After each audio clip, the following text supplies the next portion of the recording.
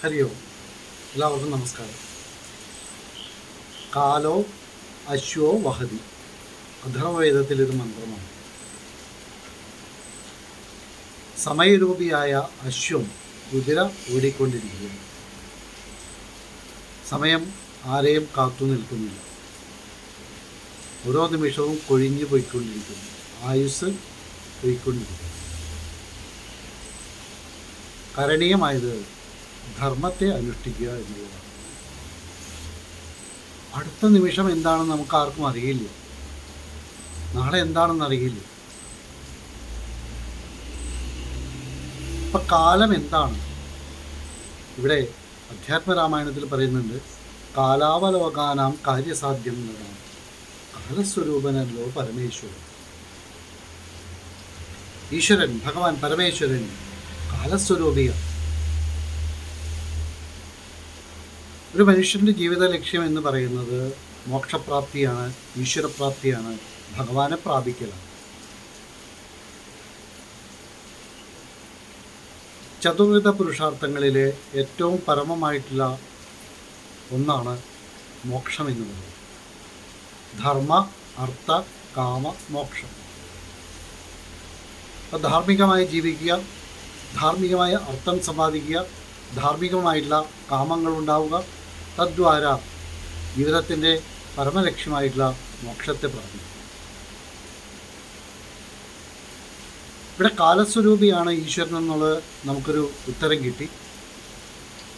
ആ ഈശ്വരൻ എവിടെ ഇരിക്കുന്നു എന്നുള്ള ചോദ്യത്തിന് ഭഗവത്ഗീത നൽകുന്ന മറുപടി ഹൃദയശേ അർജുന തിഷ്ഠതി. എല്ലാ ജീവജാലങ്ങളുടെയും ഹൃദയ ഗുഹയിലാണ് ഈശ്വരൻ വസിക്കുന്നത്. ഈശ്വരപ്രാപ്തിക്ക് എന്താണ് കരണീയമായിട്ടുള്ളത്? ആചാര്യസ്വാമികൾ വിവേക ചൂടാമണിയിൽ പറയുന്നു, സ്വസ്വരൂപാനുസന്ധാനമേവച്ച. അപ്പം സ്വസ്വരൂപാനുസന്ധാനമാണ് ഇതിനെ ഭക്തി എന്നാണ് വിളിക്കുക. സ്വസ്വരൂപാനുസന്ധാനം ഭക്തിരിത്യഭിധീയതേ. ഇതൊരു സാധനാതലത്തിലുള്ള ഭക്തിയാണ്. തൻ്റെ സ്വരൂപത്തെ തൻ്റെ ആത്മസ്വരൂപത്തെ അനുസന്ധാനം ചെയ്യുക, നിരന്തരമായിട്ട് അനുസന്ധാനം ചെയ്യുക. അങ്ങനെ നിരന്തരമായി അനുസന്ധാനം ചെയ്യുമ്പോൾ തൻ്റെ ആത്മതത്വത്തിനെ അനുസന്ധാനം ചെയ്യാൻ അവൻ അർഹനായിത്തീരും. വിവേക ചൂടാമണിയിൽ ആചാര്യസ്വാമികൾ വീണ്ടും പറയാണ്, സ്വാത്മതത്വാനുസന്ധാനം ഭക്തിരിത്യഭിധീയതേ. തൻ്റെ ആത്മതത്വത്തെ അനുസന്ധാനം ചെയ്യുന്നതും ഭക്തിയാണ്.